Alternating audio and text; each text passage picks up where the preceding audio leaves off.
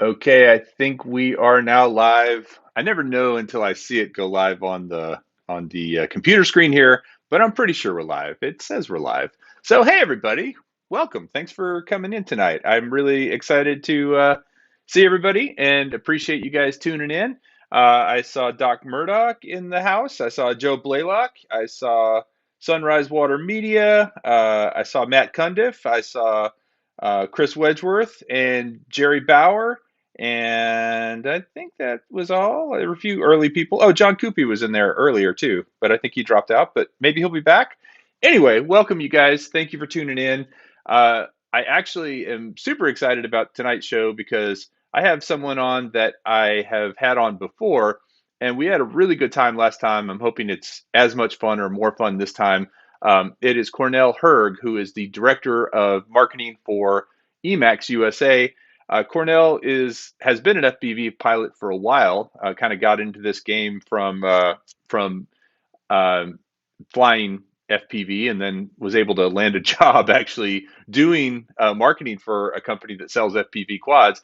And if you guys don't know EMAX, you probably know the TinyHawk. Hey, I see Thomas Ariels for all the way from Ireland. Thomas, top of the evening to you, my friend. Good to see you. Thanks for joining.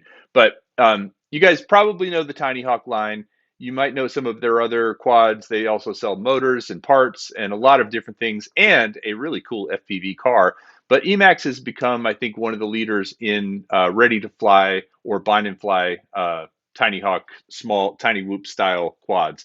So Cornell's here tonight. We're going to talk about those. We're going to talk about how much smaller they're getting with the Nanohawk. If you guys haven't seen the Nanohawk yet, I have it right here. It is really, really tiny little quad. It's fully functional, just like the TinyHawk. But I'll hold it up next to the TinyHawk in a minute, like you can see a comparison. So without further ado, let's bring all the way from California, Cornell Herg. Hey, Hey, is my camera working? It's kind of well, if you're iffy. Hang on. if And there we go. hey, there you Awesome. go. There Hey, we man, go. thanks Hey for man, joining. so awesome to be here again. I had a blast last time. Your audience is also awesome. I see you guys in the comments. So glad to be here, guys.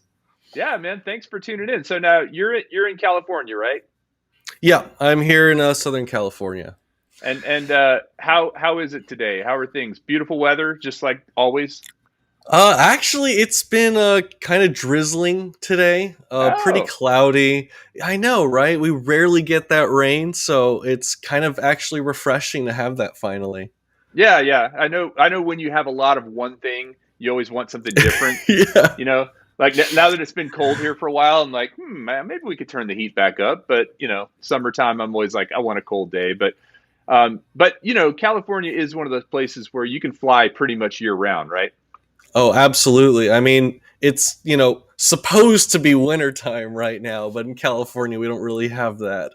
Yeah, that It, we've got the same thing. We had a little bit of snow, but I have found actually flying in the winter in Texas is sometimes more pleasant than like when it's really hot in June and July, those kind of things. But mm, the cool thing about Emacs, and this isn't an Emacs commercial, but I do think pretty much everybody in the chat and watching tonight is a fan of Emacs or has flown some form or seen some form of your quads. But you guys offer quads that fly outdoors and indoors, right? I mean, you've got both types. Yeah, absolutely. We got a few lines for indoors, right? We got the Easy Pilot for absolute beginners who want to fly inside their home. We have the ever so popular Tiny Hawk that a lot of people have started off with if they've had some RC experience, and then we have our newly released Nanohawk that's been really popular, and it is the smallest drone that we've ever made, and this thing is a lot of fun, and the power to weight ratio and performance on this thing is pretty nuts. Yeah, no, I've had it. I've had it for a couple of months now, and I agree with you. And the other thing that's awesome about it is I can hit gaps with this in my house that I can't hit with the bigger one, right? I mean, because it Oh is yeah. smaller, it really it's fun. Although you do get a little overconfident at some point, Yes. you end up flying it into the toilet or something like that. Yeah, Oh because yeah. look at that comparison between The is that a size difference Tiny Hawk 2? right here. Yeah, Yeah. Tiny Hawk 2 compared to Nanohawk. It's incredibly tiny and super lightweight. Well, and so one of the things that I think is interesting about that, because we had Doc Murdoch on last week. Doc's actually in the chat right now, and I think Cornell and I Mhm. talked earlier today, kind of briefed on what we were going to go through a little bit. But we were talking earlier today about the fact that new remote ID law is pushing a lot of manufacturers to want to go sub 250, right? Because it's going to Yeah. simplify things.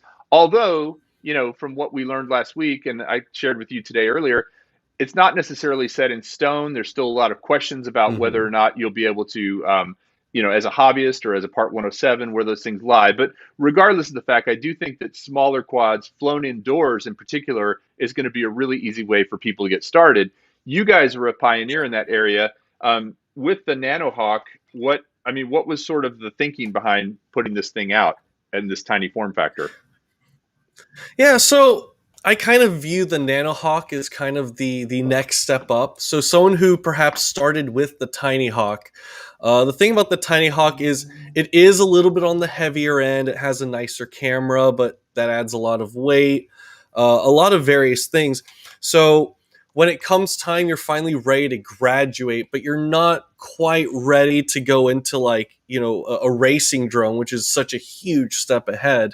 Uh, that's why we have the Nanohawk, because it's so incredibly light with a slightly higher kV motor, with kind of thrustier props.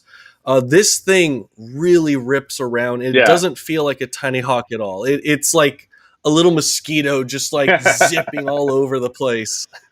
Well, it's actually, I So found it to be a little yeah, harder to fly than a tiny hawk. Like it's a little more challenging, absolutely. I should say. And so Yeah. it wouldn't be. I still think the Tiny Hawk 2 is such a great place to start, for Hmm.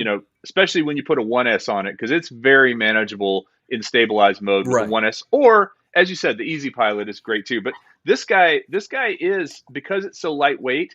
It is a little bit more of a handful. I mean, I found myself going into the Yeah. ceiling more often with it. Yeah. Yeah, definitely. That lightweightness kind of it takes a lot of practice to do, but I know there are pilots who have gotten their hands on the Nanohawk and have already gone to like local tiny whoop races, and they've been absolutely killing it with the Nanohawk. Like if racing is your thing and you've kind of like maxed the performance you can get out of your Tiny Hawk, Nanohawk is definitely the next step up, because you can just cut corners a lot tighter, smaller gaps. So it's going to be a little more difficult for you to like crash into something, Yeah. if you're like trying to hit a gap or a gate, for example. So it's definitely like a level up from Tiny Hawk for sure.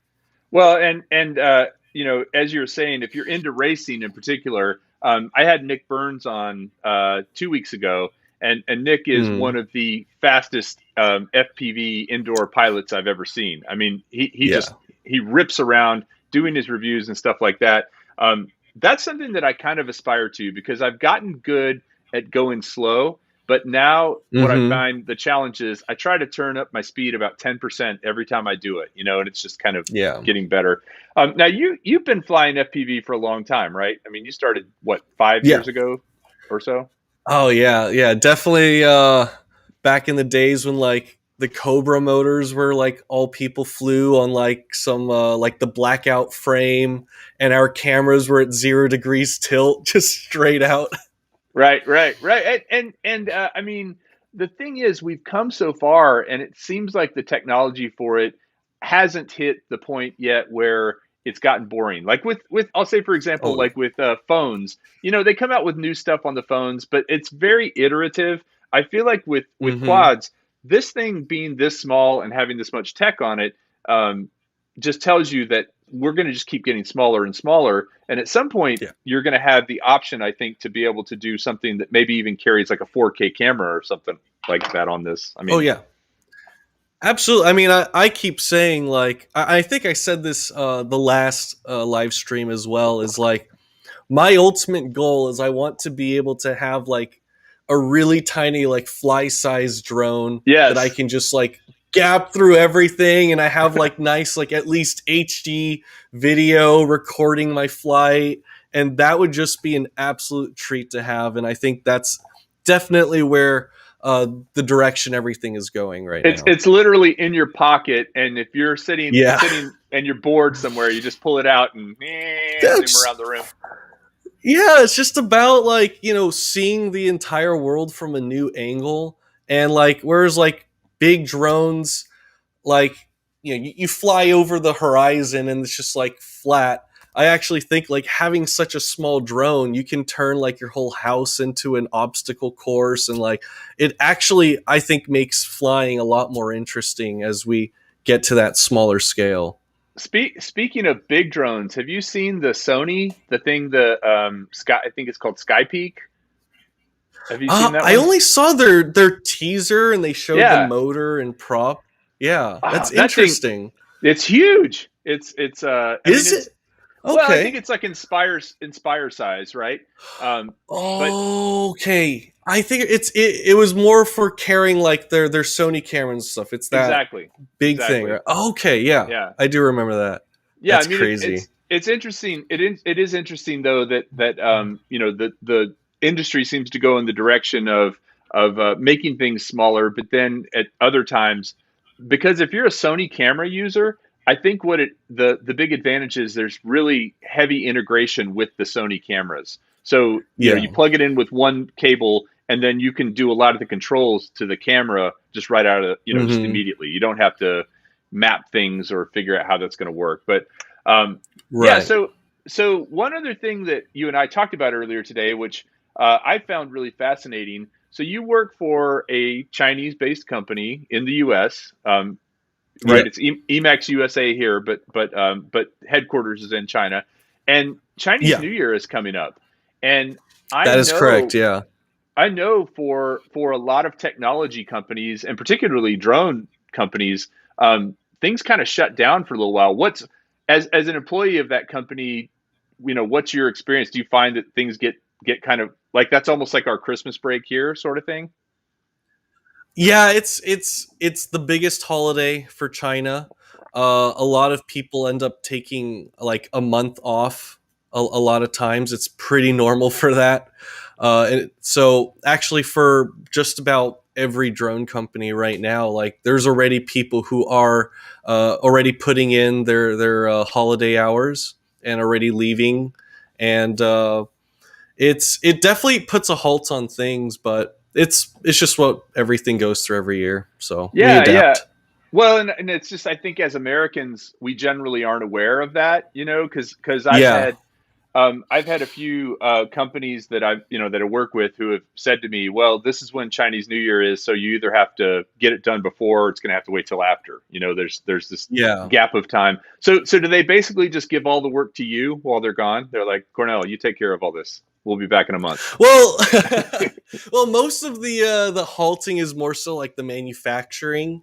Okay. So if like we're trying to wait on like prototypes for something that we're working on and stuff like that, that all gets halted. Or if like we have a product that's like close to launch, we're just gonna have to wait till after New Year's because there's not much of a sense to like launch something and then you have to like halt for like a couple months before the next batch, things like that. So it So definitely affects the timing of like new products getting released. they give you a soldering iron and tell you got to solder 10,000 of these things. Get to work. Yeah. Hey man, it's you got to keep yourself valuable though. And Yeah, exactly. So, so as so for according now, to it's the just yeah, oh go ahead. yeah. For us, like as far as like the U.S. office goes, like we're just keeping up sales and marketing going and stuff like that, and we definitely stocked up what we could on products over this period of time, so everything just transitions smoothly. One other thing I was going to ask you, and I could look it up real quick, but I wonder what the Mhm. Zodiac sign is changing to for the Chinese Zodiac. Do you know, or do you know what it is this year? I think it's Uh, the dog or the goat this year. Uh, the so the, re- the reason I bring that ox. up, it's the ox. Okay. It is the ox. Yeah. Um, in 2017, that was the year of the rooster or the cock, as they often say. Mm-hmm. Uh, I'm a Yeah. rooster My based on year. Oh, are you a rooster as Oh, well? you too? Yeah, yeah. Yeah, Nice. awesome. So at the No time I wonder was we vibe doing so well together. at the time, yeah, yeah, that makes sense. Although I'm sure I'm like probably quite a few years ahead, Rooster. But at the time I was doing a lot of work with GearBest. You probably know GearBest. I think Okay. Yeah, um, yeah. there's Banggood and GearBest and several of these big conglomerates that sell a lot of stuff, and it was great. I don't Mm-hmm. really work with them much anymore, but they sent me this Year of the Rooster shirt, and it was so cool. Uh-huh. It's just this really cool really cool design with the characters of the rooster and then this big rooster on it. It says Year of the Rooster, and I love that shirt. And by the Oh, way, that's awesome. I wear your EMAX shirt. I was going to wear it tonight. I go to look for it, and it turns out my daughter had been wearing it, and it was in the laundry. Oh. And it's like she's like, "No, Dad, I played lacrosse in that, so you don't want to wear it." So anyway, uh, so not only am I wearing the EMAX shirt, but my kids steal my clothes all the time. So anyway, Yeah, yeah. um, so I did also want to just show you something before we continue the drone Mm-hmm. conversation. This is something that Okay. speaking of these crazy things you get in the mail as a Oh. YouTuber, this is a bird, Uh-huh. okay? And Yeah. it was something that I got this anonymous email saying, "Hey, do you want to check out this thing?"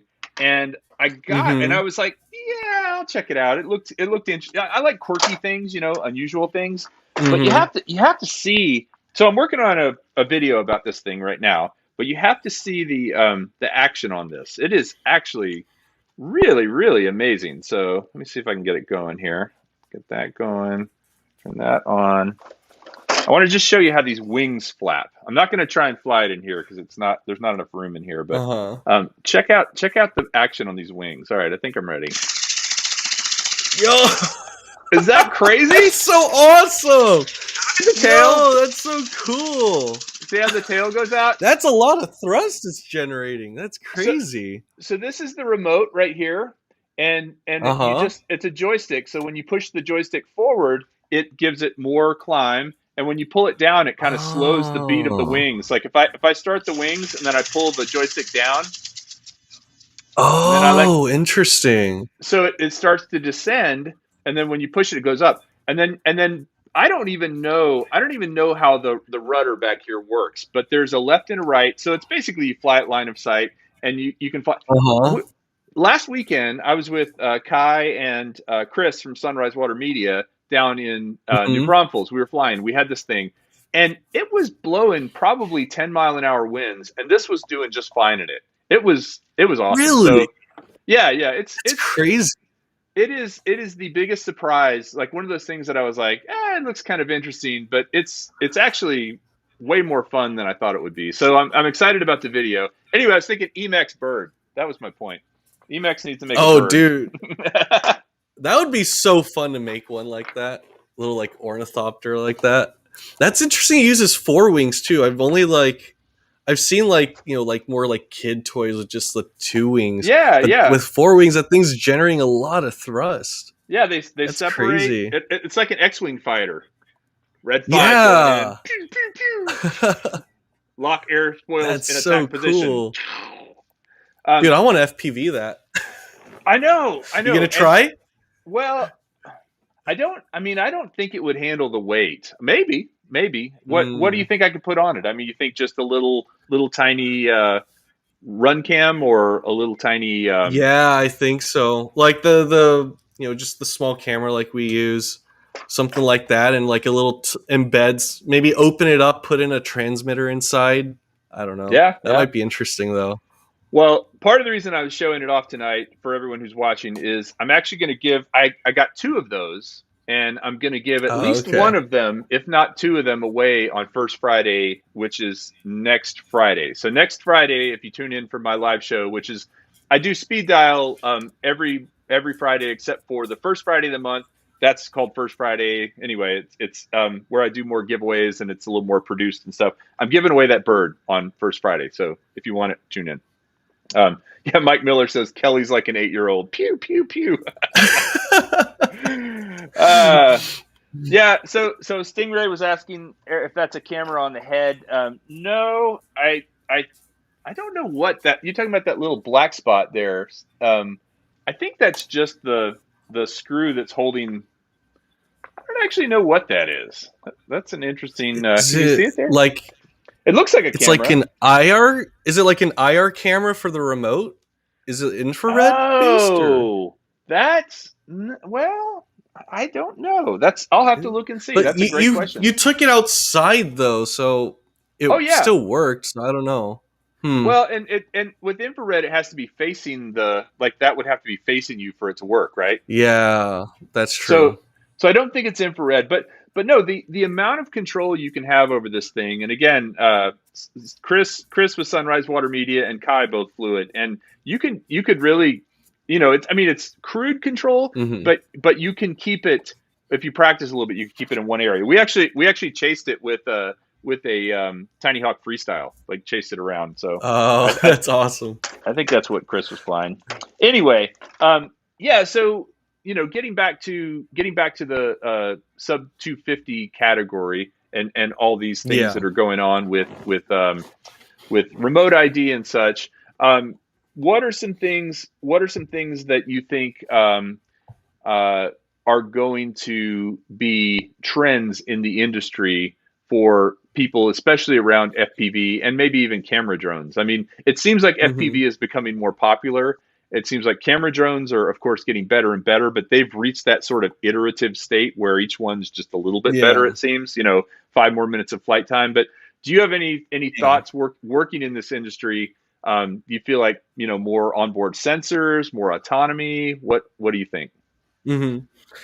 Well, so for one thing, definitely the trend everything is going and has been going for quite a while now is just to get smaller and smaller.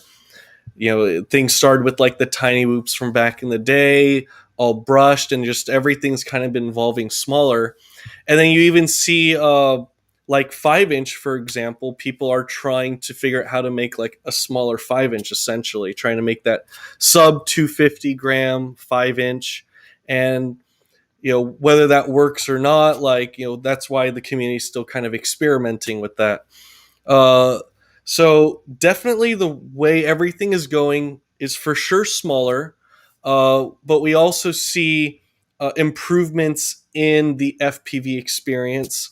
So things like DJI FPV or the Fat Shark Frostbite, trying to upgrade our video quality that we're getting, but the contradiction here is those increase weight, which then pulls things over to 50. So there is this very interesting battle going on in terms of we want to increase the tech into our drones, but now because of legal reasons and the trend of everything going smaller, there's this really interesting balance that has to happen.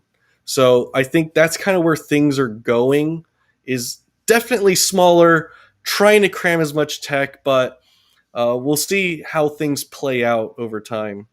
So you mentioned Frostbite. I've never flown Mm-hmm. Frostbite. Have you flown Frostbite system before? I haven't yet. We do have one of our pilots that flies Frostbite and is working on it. Uh, it's it's very interesting, and I am totally for, like, we need more competition, Agreed. because Agreed. competition is always for the consumers, and we don't want just DJI to have the monopoly on everybody's FPV system. So to have Fat Shark come in, I think it just brings in some extra space and hopefully help grow the hobby in a positive direction. John Coopy said sub 250-gram 5-inch is the new trend indeed. Sadly, I see less durability Hmm. with those in the beginning as the fight for weight of electronics and frame is balanced out. Yeah, I mean, if you can Yeah. build one that is durable and still under 250 grams and still has good performance, I mean, that's kind of the holy trinity, right? Right, and that's really a hard balance, because I feel like these like sub 255 inch drones, they are kind of sacrificing a lot with, like, they're still trying to run as large of a motor as they can while staying under 250, but then running really inefficient propellers. So you just have this inefficient power system that Like, yeah, it flies, you get long flight time, but you're you're having more weight than what's really necessary if you just scaled things down a little bit. So, like, where I would like to see is if people start exploring, outside of 5 inch and maybe explore like 4 inch or 3 inch as a viable alternative. Even carrying like the digital system and being able to carry something like a three Insta 360 or a Payloads and GoPro. everything. Yeah, yeah, Absolutely. And it's very realistic too, because I mean we see like advances in camera tech, right? Like the Insta-Go. People literally are flying that on the TinyHawk 2 freestyle. yeah, This little yeah. 2S drone. We never intended it to like carry a payload, but that is where cameras are kind of going, and it's pretty great footage, and I'm sure they probably have a better one in the works. I So pu- I the put a idea I of, put a go on the freestyle and it did great. yeah, it flies great. So Yeah. I think the idea of, like, I've always believed 5 inch was a thing because people wanted to record really high quality HD or 4K video on this, acrobatic drone. But now, as the camera technology is shrinking, like, there's really not much going for 5 inch, in my opinion, outside of just that's the racing standard. But as all these legal things come in, standards are going to have to change. Where they end up, that's for the community to decide. But as far as this need for high quality footage, we can see that's getting smaller, and as such, there's not much of a reason to stay with the larger drone. And I've been pretty amazed. I mean, even in the camera drone space, if you look at the DJI Mini now, which of Yeah, course is just blowing 4K OcuSync, just kind of blows away so many preconceived notions about what it takes to get really good footage, because you can get amazing footage with yeah, that.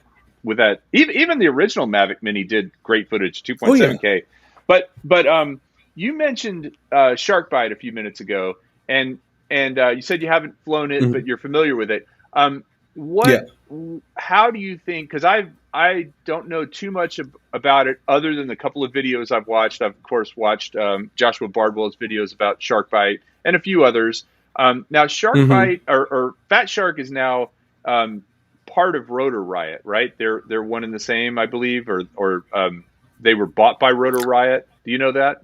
oh, by that conglomerate company. The company that owns both of them, yeah, brother sister. I think so. Yeah, yeah, yeah.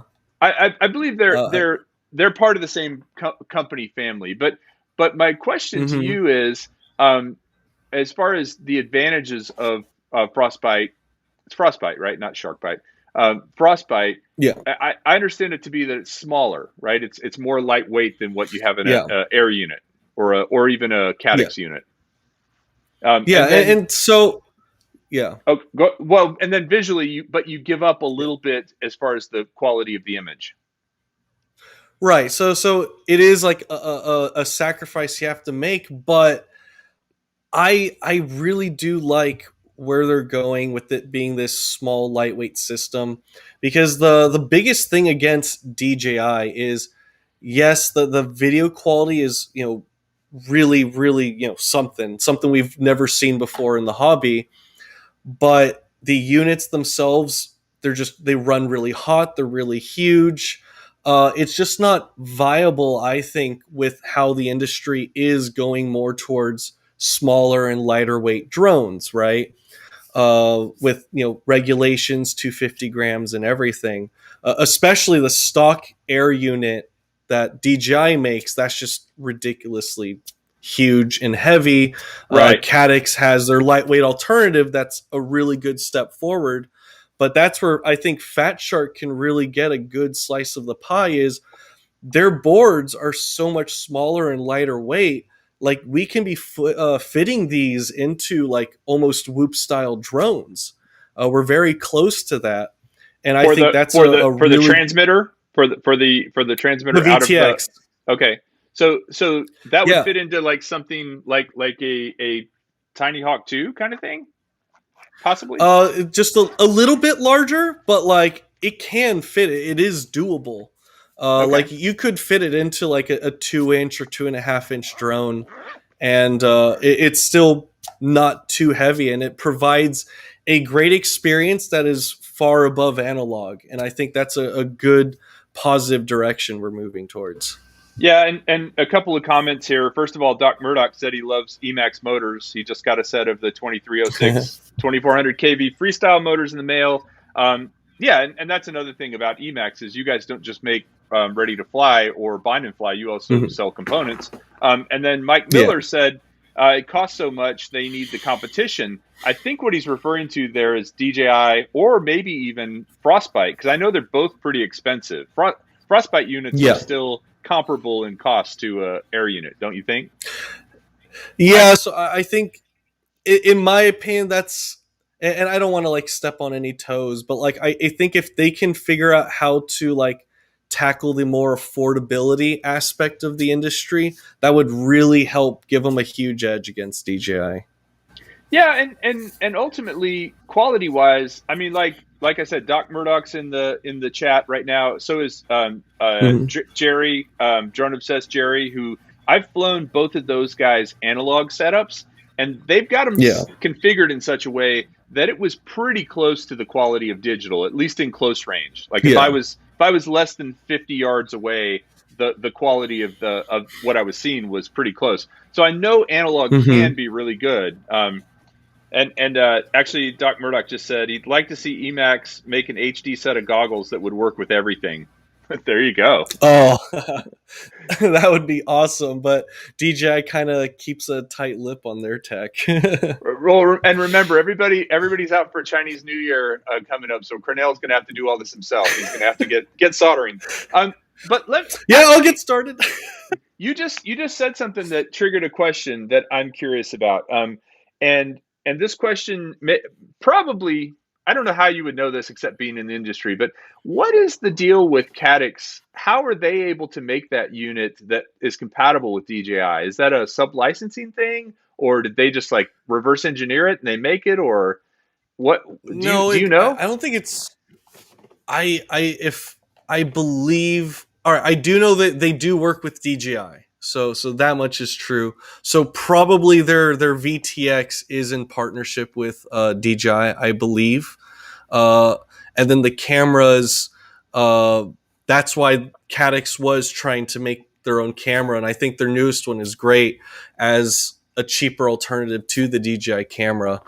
Okay, Um, but like they do, because DJI was charging a lot for the camera at least. So that's kind of why Cadix was trying that. But I do, yeah, they're definitely, they at least talk. That's all I know for 100% guarantee. But yeah, they that probably are in they're in working some sort of together. partnership. I think so. Yeah.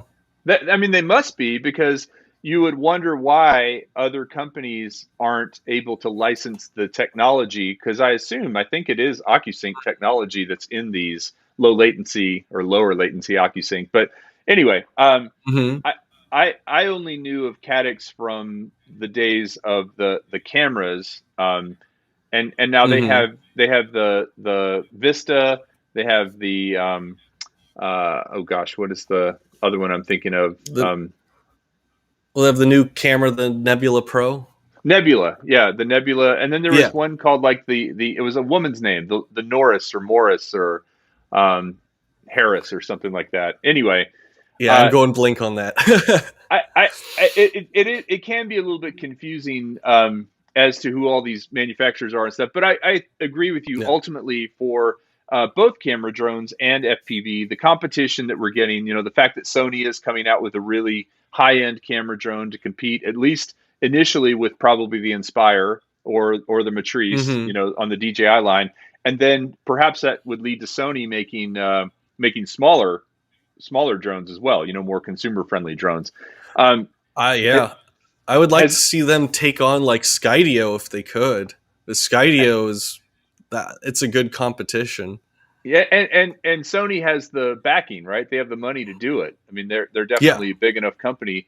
Has Emax ever considered like getting into the camera drone space, like into the stabilized gimbal kind of thing? I realize I'm throwing you a curveball, but Um, Oh, I mean, we have made gimbals in the past. Like, since we first and foremost we are a brushless motor manufacturer, so we have like delved into the gimbal space and stuff. We have talked about camera drones, but the main thing that makes it so hard to get into that is software. Software is king, and that's why we have been working in that direction, such as the Easy Pilot, right? We wrote our own software for that drone wow. in order to be that easy to fly, stable. It basically flies like a DJI drone without GPS, but even easier with the one stick command. So we're definitely like toying with software and seeing how we can take software to, at least for now, improve the FPV hobby. Well, and I will say the Easy Pilot, I remember when I put it into that mode of flying it with one stick, it actually works. I mean, Yeah, it flies yeah, really well with one stick. And I was like, whoa, this, and I have a video about it if anybody is interested in the Easy Pilot. It is a great place to start. It's very, very, I mean, pretty much anybody can fly easy. it. Yes. And I got to say a couple things. Geek Savannah, thank you for the £5 super chat. I love pounds. I hope that will come to me in British sterling because I love some British coins. And then Lone Star UAV, which is Kai, said the name of the camera. It's a Loris. I knew it was like a woman's name. That is another camera that Caddx makes. And then actually, Hmm. it was Doc Murdoch was saying he uses mostly Caddx cameras for his analog systems, and feels like they're Mm. a good mid ground for price versus performance. Did you Yeah. know? I remember seeing a couple of FPV cameras, and these were on home built things, not ones I was building, but I was watching Hmm. other people's videos. That some of those cameras are actually the same cameras that are backup cameras in cars. Yeah, that's literally how the whole hobby started. Really? People Okay. just took those board cameras and then slapped it onto a VTX, and there you go. And yeah, that kind of got everything started. And then I remember there was like a time where like some cameras started using like the actual GoPro lenses. They started sourcing those. Yeah, it's there's a lot of tech that's like pretty interconnected, and you don't really realize it unless you look out for it. Well, so the reason I even knew about the whole notion of a board camera being something that was used in a backup cam is that I guess there's a setting on there, and if you get it wrong, it gives you, you know how in a backup camera The sometimes it parking shows you. lines. Yes, yes. And some FPV people had that on, and they were like, okay, how do I turn this off? That's Yeah, crazy. those happen. Do you Especially, yeah, know? I remember. Oh, So, go ahead. sorry, when I first started, like those old cameras, sometimes they would ship it with the parking lines, and they always had to give you a little controller so you could actually like turn it off, which Yeah, was really yeah. funny. Do you know? I mean, do you know? And again, I'm putting you on the spot, but I know since you've been around Mm. this hobby for a long time, where were the first FPV quads put together? I mean, was this something that was being done by people building camera drones originally, or were they always meant to be fast and racing kind of style or freestyle? Oh, like the very first. Yeah, yeah. I mean, Well, I like mean, snowboarding, right? You can kind of point that back mhm. to some of the folks that I think Burton were some of the folks that first started doing snowboards. Oh, I see what you're saying. Well, like, all right, the video that like went big and kind of got like a lot of the part of the first wave going was that one video. Oh, what was the YouTube channel? I'm trying to remember. But they, like him and his friends, they built a bunch of like little racing drones with LEDs, and they were flying through the forest. Oh yeah, I think in like Switzerland or something, yeah, another I remember country. that. Yeah, that video like kind of got the first wave, and that's when everyone just kind of started building their own. I've heard rumors of like who is the first guy to have ever like came up with the idea. I can't like there's a lot of speculation. I can't remember who exactly, and I don't want to Yeah. really name names if I'm not sure who it was. Well, definitely.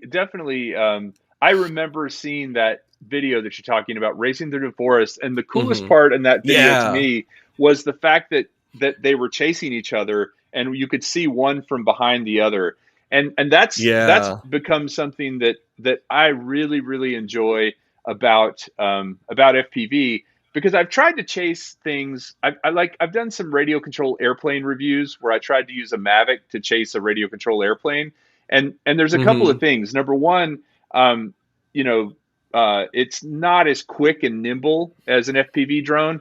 I mean, you can get a Hmm. Mavic going pretty fast, but then also, it's one of these things where if you did crash it, it's not as durable as a lot of FPV drones are. And um, Yeah. so so switching over and now flying like a 6S or even a 4S chasing something, you can really kind of just get up on it, and if you're feeling it, you can just kind of stay within range of it. The guys I've been Hmm. flying with, last time we flew, actually, we were all on headsets, and so we were talking to each other as we were chasing each other. So it was like, all right, I'm going to bank left. You can come That's under me now. awesome. Yeah, it was really really cool. It makes that communication, but yeah, I mean, it's something that I know a lot of people are intimidated by getting into FPV. I kind of was at first too. I've been dabbling in Yeah. for a long time. The biggest thing I did last summer was I actually got the digital system, and I went out and flew 10 batteries every day for like a week, and my game just, Hmm. and Yeah. unfortunately I haven't had the time to do that recently, so I'm at a bit of a plateau, but Yeah. maybe I'll get some TinyHawk action going Yeah. on. For me, like part of the charm of that, and I feel like it is something that we've kind of lost as our drones have gotten a lot better. The reason why that video I think was so enticing was what you were saying. They were chasing each other and you could see each other. But now with like our racing drones being so incredibly fast with so much tilt and stuff, when you watch like a race now, it's just like far apart, oh, come together, far apart, come together. You Yeah. don't have that like, you're just following the racing lines and staying tight to each other. That is something I do miss with like our current drones. Well, and it's something that you can actually practice. I have a buddy named Jace, who was in the Air Force, and actually a helicopter Hmm. pilot in the Air Force, and now he works for a drone company here in Austin. He totally awesome guy, very nice guy. He has said it to me like this, because I've asked him to fly something that I was going to chase. He said there's a Hmm. certain way to fly if you're trying to be. He called it a platform, like a chase platform, Hmm. and it was like, yeah, you just make smooth banking turns. You tell the other person what you're about to do, and man, we were able to get some just really really nice footage just up close, because he was communicating and he was flying in a way that he was going smooth, and I was trying to kind of whip around him and do all the crazy stuff, and Mm. it's Yeah. all good until you hit the other guy, though, right? Yeah, that's for sure. Well, Doc Murdoch said he flew fixed wing FPV with a fixed wing airplane back in 1985 with a black and white camera and the video screen on a video on a screen mounted to the transmitter. So yeah, that's Wow. that's OG right there. That is, That's super OG. I won't claim to be that. well, yeah, 85. Let's see, you were probably very young or not born yet, right? Um, I wasn't born yet. Man.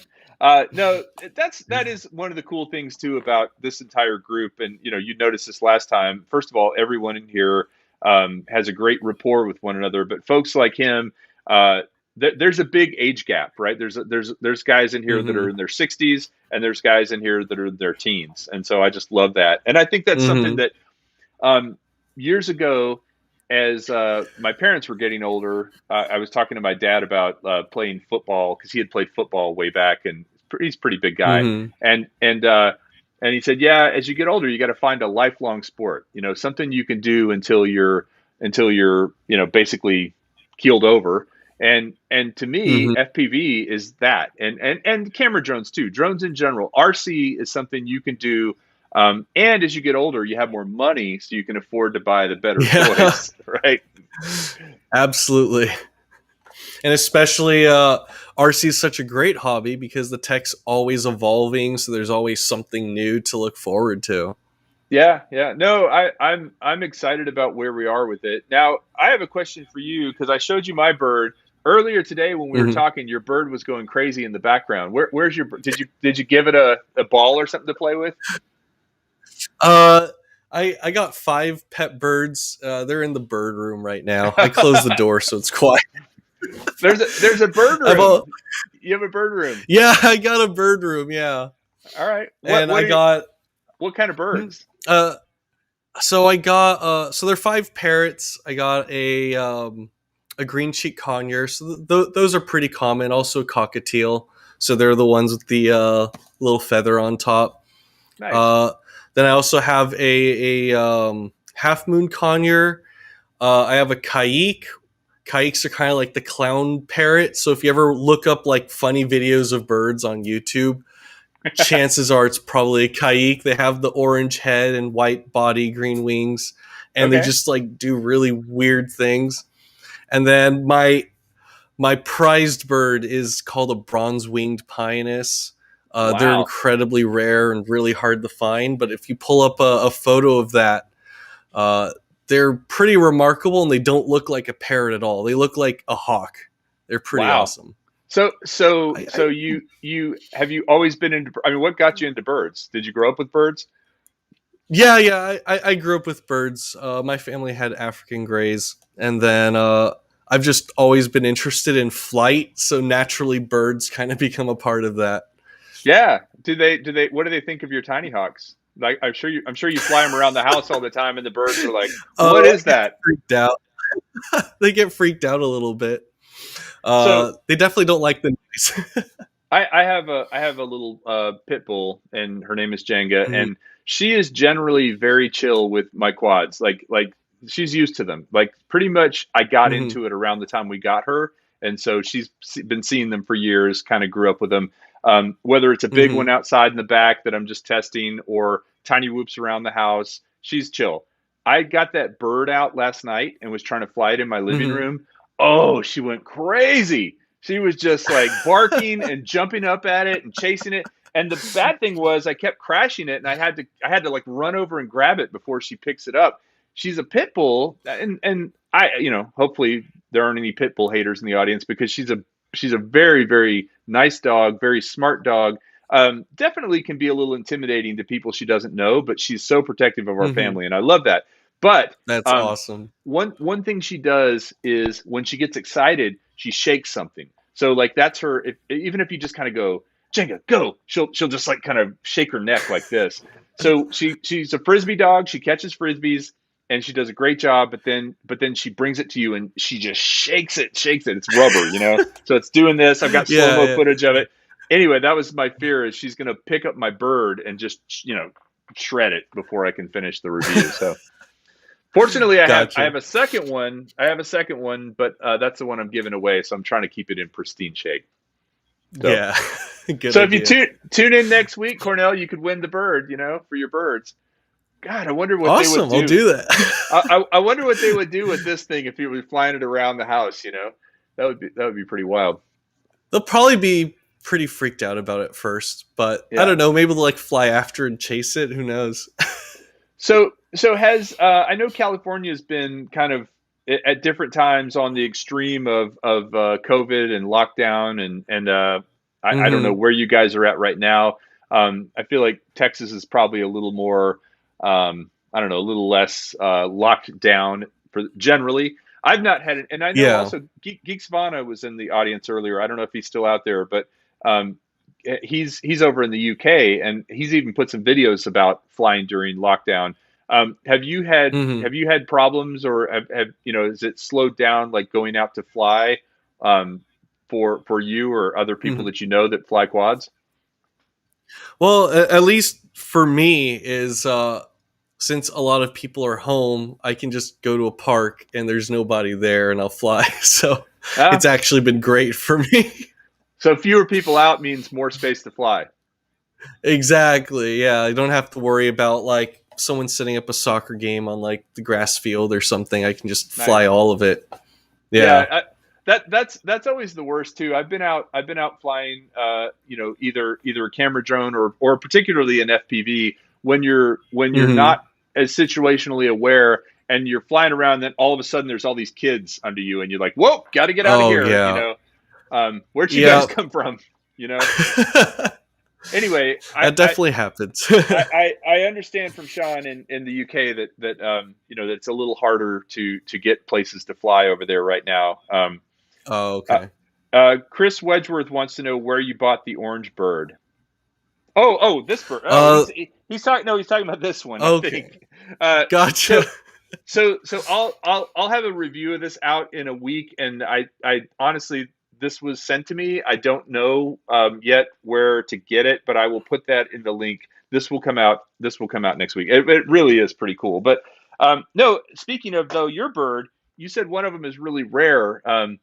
Did you just like Hmm. look all over for it, or did you breed it, or how did you come by it? I hunted down that bird for years. Like I Wow. think three years I spent looking for it, and there were only two breeders in the entire country that has them. So uh, all I know is like the one I got it from. I was really lucky when he like started taking down a list that I was seventh in line, and then all six before me kind of canceled, but he told me that there was about another 100 people behind me. So if I didn't Wow. take it, that was I'm never gonna get one. No problem there. I mean, and then was this Yeah. person local? I mean, how did they ship it to you? How did he get Oh it? yeah, yeah. It had to be shipped. He was based in Florida or something. Uh, yeah. If you do want to see like a bit more about birds, just like a small plug, but for fun, I've just kind of been like throwing up videos of my birds on YouTube, so Oh, you could nice. see that. It's called Five's a Flock because I got five birds, and it's Five's a a pun flock. on three's a crowd. Pun on Okay. three's a crowd. I thought it was funny. Yeah, yeah. I love it. So you could see a bit more about my birds there. Cool. I will definitely check that out. If you have a little bit more time, you up for taking a couple calls? If anybody wants to call in, Hmm. ask any questions. All right. Let me hit the magic call button. All right. So the way this works, this is magical, old-fashioned radio technology. You pick up the phone, you turn the little dial, and What? you'll call A call. rotary? I know. I don't even know if this would work with a rotary, honestly, but you'll call 256, I think. Yeah, 256-540-8245, and you will be live on the air with Cornell and I. You can ask us anything related to drones or birds. If it's not related to drones or birds, we won't answer. Um, so funny enough, by the way, everybody who's watching, several people have pointed out to me, and I realize it's the fact is I'm backwards, right? So Cornell, are you backwards? I'm trying to see if you're. Oh no, you're forwards. You're correct. Oh, I am So, forwards. Yeah. but you can see my shirt is You're, backwards, you're right? forwards to me. You're normal to me, but yeah, looking at the stream, you are flipped. Yeah. So I pointed that out to the developers of this software. This is something that is I'm beta testing, and I've been beta testing it since the summer, and I love it because it's really simple. I just literally push a button. You're here. I didn't really have to do a whole lot of setup for it, but I'm Hmm. backwards. And then the other thing that's weird is when we get a caller, um, the caller won't be able to hear you. So that's something else that happens. So what Oh. we'll do is if we do get a caller, come on, somebody call. Hmm. If we do get a caller, then they can ask a question and then they'll have to hang up so that we can answer because otherwise they won't hear your answer. So it's kind of weird. Okay. Um, but Interesting. so far, no callers. Wah. Tell you what, first person to call, Well, I'll send you a sticker. Oh, and if not, there's questions in the chat too. Or speaking of, I've got you see my EMAX there. That's one of my yeah, there OG we go. stickers. It probably is Rep the backwards, but brand. yeah, Do I you have the also got. Satomi sticker? Our anime mascot? Oh, yes. Actually, that's on one of our editing stations at work. So we have a big tower Oh. editing station, and that's on the side of it. And everybody always asks, "Who is that?" And I'm like, "I don't know. It's Emacs." It's yeah. I mean, Yeah, it I've was just something fun. No, you guys have great stuff on your brands, including your T-shirt. And again, I'm Mhm. sorry, my daughter stunk it up. So, all right, we got a caller. We're gonna take right here. Here we go.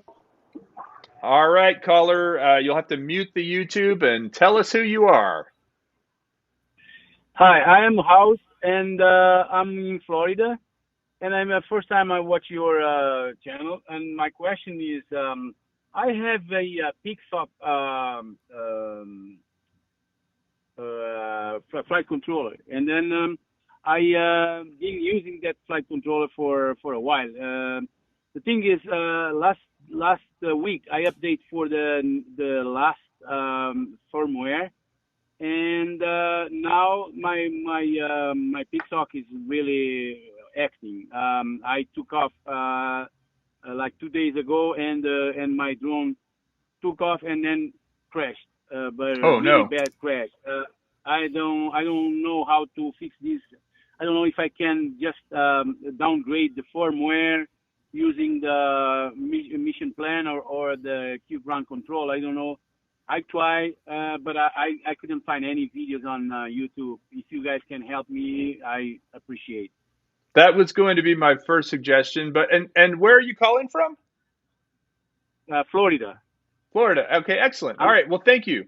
Well, I'll tell you what, because you won't be able to hear Cornell over the call because of this software. I'm going to hang Yeah, up no and problem. then we'll talk about. So Pixhawk, you updated the firmware. I think there might be some people that could that might be able to help in the chat as well. So thank you for calling. Okay, I will hang this one up and thank. then we can talk about it for a second. So Pixhawk, how much do you know about Pixhawk, Cornell? Uh, I played with it a little bit, and I my suggestion would be like if you can like figure out how to downgrade or something, that might be the way to go. I know for like us at Emacs, like it does happen a lot of times where people want to update the software of like Betaflight because they think, oh, it's an upgrade, but they don't really know like everything that's involved, and sometimes things like this happen. So generally, it's always a safe bet, and my motto is always like, if it ain't broke, don't fix it, kind of Right, thing. right. No, and but I know you can revert back to Hmm. previous version. How you do that in Pixhawk, that goes beyond I'm my not too familiar. technical skills. I would suggest one thing, caller, well, a couple of things. Number one, there is a show on Sunday night. Old guy and a drone. I always get it wrong. It's either Mhm. old guy with a drone or old guy and a drone. His name is Mitch, and he does technical help for a lot of really Mhm. technical stuff like this, the software, the hardware, all that stuff. Go to old guy with a drone and or maybe it's old guy and a drone, and see if you can find his Sunday night live stream. And he literally takes people's calls over video and he answers questions and like helps. He's Mhm. even helped me like tech things out. Like I've had problems where I couldn't even get a drone to bind. And it was before I learned the difference between D8 and D16. He helped me with that. Mhm. So stuff like that. So good luck with that. We have a couple of callers now. So I'm going to hit the next caller and welcome them in. Hello, you're on the air, and if you would just mute your computer Ooh, or whatever you're watching and I have say done that, hello. yes. Hi, it's Sean calling from the UK. How are you, sir? Yes, Sean, so good to see you or hear you. This Indeed. man has the sexiest voice in all of drone TV, all of drone YouTube world. Why, Sean, thank you. yeah. So you might have a question or maybe not, but I want to ask you just Yes, really quick. What we go were for it. talking about earlier. Your ability to go out and fly during lockdown has been pretty. It's been more challenging, right? Yeah, yeah, it is challenging at the moment, and it's one of those things where there's a bit of split in the community because some see it as a recreational thing that we just shouldn't be doing because we're very much on full lockdown in the UK at the moment. So you Wow. can only be going out for a bit of exercise and to go to food shops and that type of thing, and to work if you absolutely have to, if you can't work from home. So yeah, there's been a lot of debate about that because, of course, there's many people who have a lot of issues. We've got viewers who are ex-armed forces who have PTSD and they find drone flying really helps their mental health. It's like, how do you tell someone like that not to fly? It's a really tough subject, but the sort of the on high guidance is to do at the moment, basically. But hopefully, it sounds like mid to late February we're going to start to see some relaxation of the lockdown measures, because thankfully the rates that need to be coming down are starting to come down now. Well, and for everyone who hasn't seen Sean's channel, Geeks Fauna, it is fantastic. I'm a big fan of your channel. I know you're I've seen recently that you're thinking about building a studio. I don't know if you're actually in the process or not, but man, you're going all in on this. Do you have any questions for Cornell regarding EMAX? Yes, I'd like to know, Cornell. I'm very nervously contemplating dipping my toe in the FPV world, and I'm perhaps worried I'll never come back. Anyway, I would like to know Cornell's sort of top 3 tips for someone that's starting out cold with the ready to fly kit, basically. Awesome. All right, I'm going to hang up because I don't think you can. You hear Cornell? Go ahead and talk for a second, Cornell. Can you hear me? No, I don't hear nothing. No, that's a problem. So I'm going to hang up, Sean, and he's going to answer your question. Thank you for calling. Thanks, Kelly. Cheers. Okay, talk to you soon. Bye. All right, so top 3 tips for people starting out. What do you got? Okay, top 3 tips of starting out.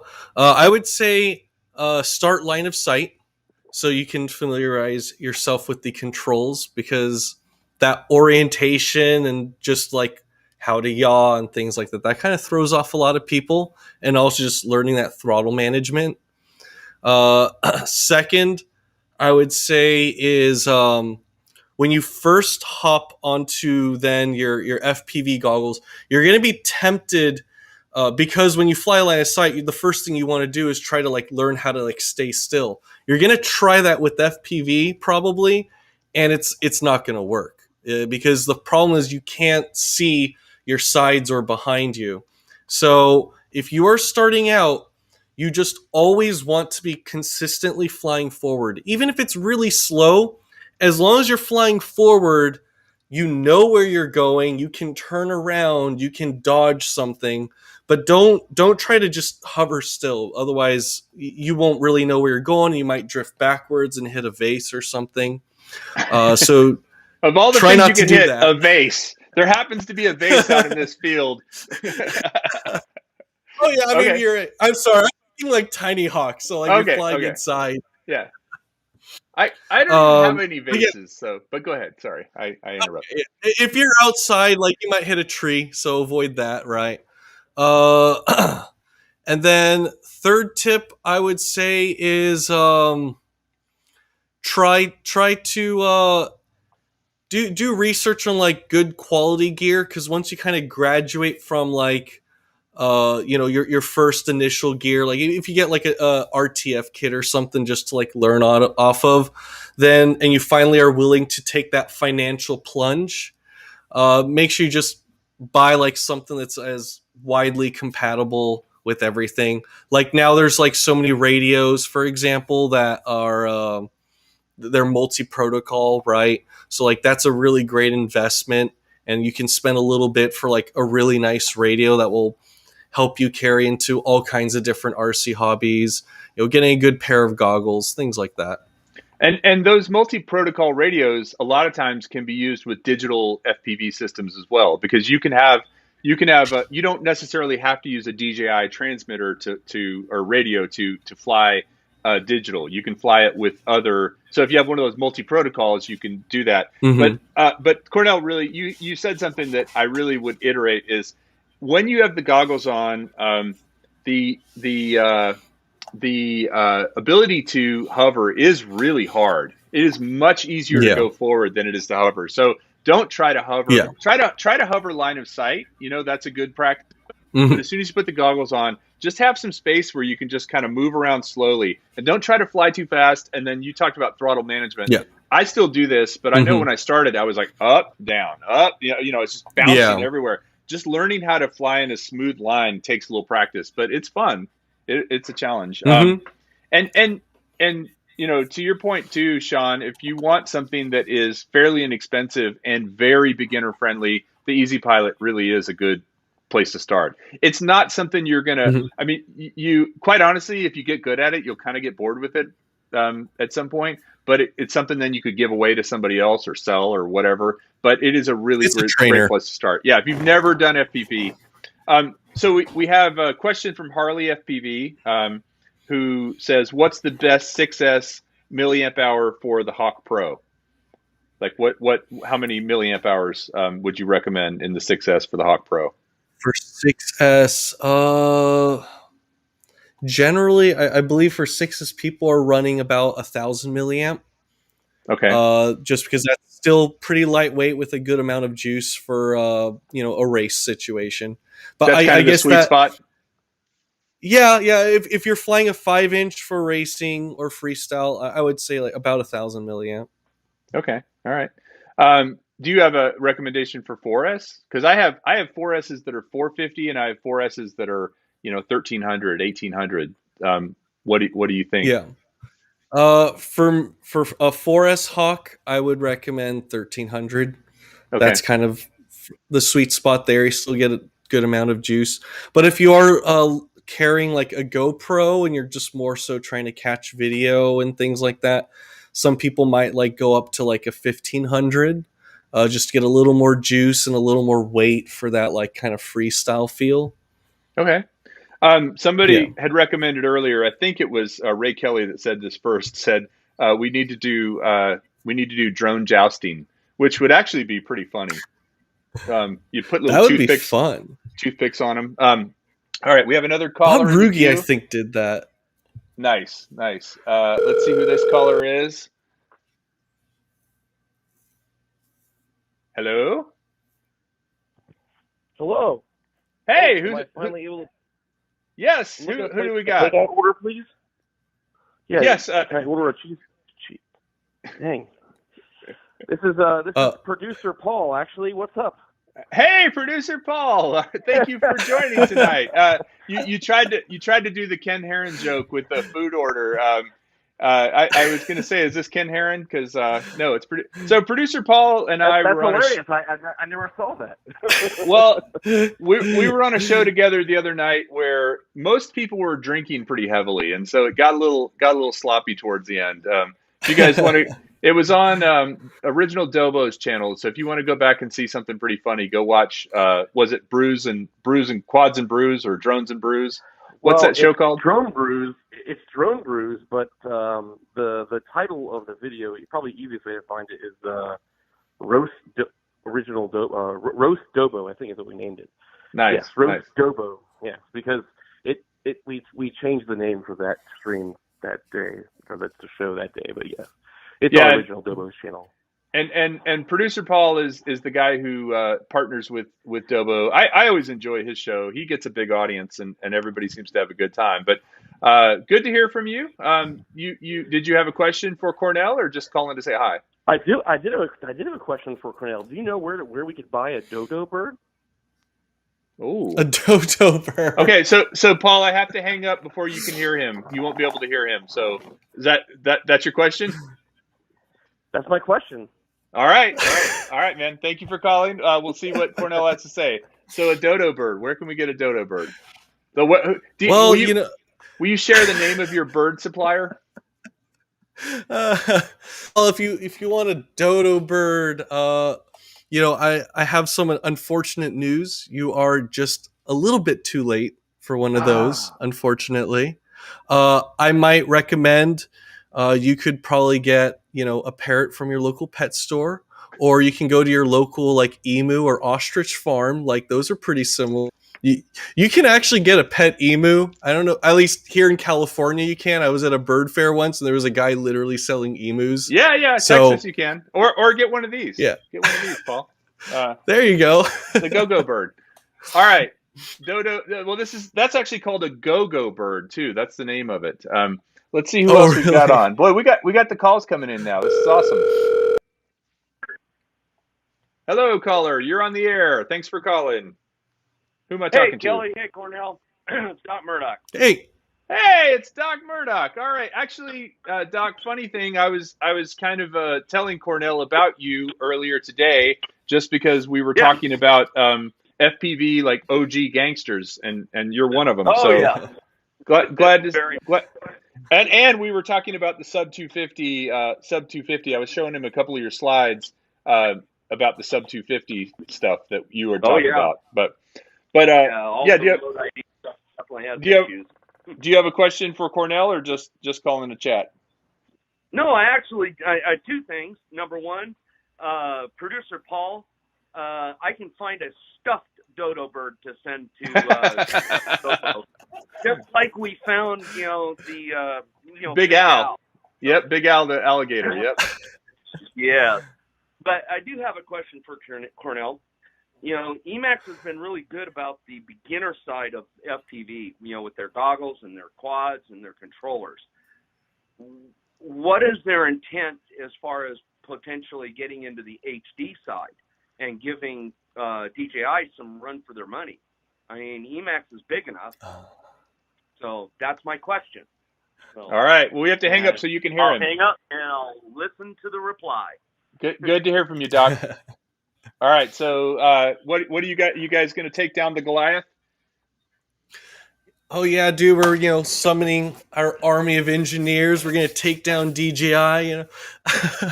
As much as I would like to say that, for us, we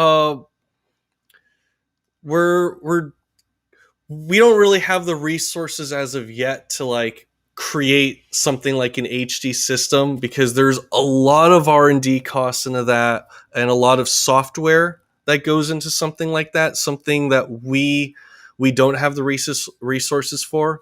Well, like I said, our biggest like getting our toes wet into software was the Easy Pilot. So there's definitely a way to go before we can get into something like that. I won't say never say never. I mean, I'm all for like, I would love us as EMAX to like work towards building ecosystems and stuff where everything like works together and just a better experience for the end user. But for now, we have the DJI systems, we got the Fat Shark systems, and it's just a matter of trying to build up both audiences. Nice. And ultimately too, everybody's got to understand too that I think every manufacturer that's making parts or ready to fly or bind and fly drones, there's always a process going on. So until they announce something, they're working on things that they may be working on things for months, they may be working on things for years. I mean, you know what I'm saying is like DJI might already be working on version 4 or 5 of right, the exactly. of the Mavic. You guys might be working on XYZ. It's just it's just one of these things where you have to kind of wait for it. And unfortunately, I think sometimes people forget that the development cycles on these things can be pretty tremendous. Time. Yeah. Well, we got another caller. Let's see who we got here. Hello, caller. You're on the air. Is this John? Yes, this is John. Hey, I guessed it. Thanks for taking my call. Hey, thanks for joining. How you doing? I'm doing pretty good. I'd like to order a cheese sandwich. No, I'm messing around. So first thing I want to say is I really like EMAX's stuff. I've had all the TinyHawk, all that stuff. Really, really good. And I actually had a question for Cornell. You were talking earlier about how EMAX's stuff is good to segue into, getting a better transmitter, getting better goggles in the future. And the TinyHawk 2, Ready to Fly kit, I really think that's like one of the best kits that you can get. But as someone who's been flying with like a hobby grade transmitter for a long time, I recently bought that kit to try out. And the controller, I'll say this, the controller is a little wacky to me. Yeah. That's one of the most like common complaints that I see in the groups, that the controller's a little weird. Do you guys have any plans in the future to, say, create a kit where, the controller maybe has, Hall gimbals or even something like that? I think that would be such a huge boost the TinyHawk Ready to Fly kit. And if it could be made to work with a simulator, that would be awesome. That would be really, really awesome. All right. Well, Okay. I got to hang up so you can hear his response. So thank you for calling, John. It was good to hear your voice. All right. Thank you, Kelly. Okay. So what do you think as far as making the ready to fly kits a little more ready? Yeah. So for one, as far as the quirkiness of that controller, like when designing that, we are more so thinking in terms of like the new generation of pilots, and the new generation, they're more gamers and thumbers and such. So that is why we kind of geared that controller in that direction. So yeah, if you do have hobby experience and stuff, we do hear you. That controller wasn't really designed for people with RC experience. It's more so the beginner and a more recent beginner. But of course, like we're always working on improving our products, and we're always like, we have products that we've been working on for like a number of years. So I can't really say when or anything, but yeah, we do hear you, and we are working on trying to improve, a better goggle, better controller, and when that comes out, it really depends on a lot of different factors. But yeah, we do hear you guys, and we are looking to improve the RTF kits. Yeah, and ultimately too, the nice thing I think about some of the RTF kits, particularly TinyHawk kits, is you can use well, I don't know about the Easy Pilot, but with pretty much all the rest, you can use them with a Free Sky or any D8 drone. Yeah, and so I guess but I do tend to agree that if you are starting off and you're using one of those ready to fly kits, they're a bit more challenging to use to fly with, and that's true for a lot of manufacturers that make those ready to fly kits. You just kind of have to know that. I've also, just kind of swapping topics for just a second. I also have tried to fly simulator using the Xbox, because DRL has their sim out on the Xbox, and I think Liftoff is on Xbox now as well. And it's really hard to fly a quad using an Xbox controller for me. Like, and I think, and then getting back to your point, a lot of people are talking about thumbers. John Coopy says he's a big thumber himself. I am as well, and it's funny because Chris was giving me a hard time about being a thumber. I guess it's because I've played a lot of Xbox and I'm just used to that. But I do like that form factor. I do like, honestly, I prefer that sort of bent in video game style controller, and this would be true for any drone, camera drone or FPV. I like that better ergonomically than the traditional big kind of box, that most that's just me. Myself included too. I like the that one FR Sky Radio, the X Lite. Like, that's a nice form factor versus just a big box. I'm totally with you. Well, guys, I typically try to keep this to an hour. We have run over just a little bit tonight. I like Cornell and I both discovered that we have the same Chinese Zodiac sign. We're both roosters, so that's pretty cool, and that's why we jibe here. I think everybody can agree. EMAX is I think, as far as companies out there that are making stuff for this community, you guys are one of the ones that I think has a trusted brand. People appreciate your customer service, appreciate you coming on this show. I mean, just the fact that I can get you to come on, and you're kind of the guy when it comes to the marketing stuff. By the way, if you guys don't know, Cornell actually designed most of the T-shirts that EMAX makes. So if you buy one of those T-shirts, that's his design. And again, he's a pilot himself, so I think he's definitely someone who is trying to advocate for us within the company, which wants to obviously make money. That's what companies do, but you got to strike a balance, right? As they say, no margin, no mission. So you have to be able to make a living doing something, making these things, but at the same time make them good enough that people feel like they're getting good value in the kits. And we just want to provide people value and like help grow the hobby, because I mean, for a number of years, like no one took up that mantle. So I'm glad that us at EMAX, we've taken that mantle in terms of growing and providing people a really easy, smooth user experience to help get into FPV, because I certainly wanted that when I started, because both me and you probably spent a lot of money trying to get into this hobby. It's Learning so much easier today, so much easier than it used to be. And so for everyone who wants to know more about Cornell's birds, Five's a Flock on YouTube, go check that out. And I guess, EMAX also, I believe, has a social media presence on like Instagram and stuff, right? So, go follow them just so you can keep up with what they're doing. EMAX USA. EMAX USA on Instagram. And does EMAX Facebook have a YouTube channel as well? And we also have a YouTube, so make sure, check that out. We throw up, Matt has been putting out a lot of great, like, just little simple tutorials on like how to use our products. Also, any like new product announcements and stuff we put up all on there, as well as Instagram and Facebook.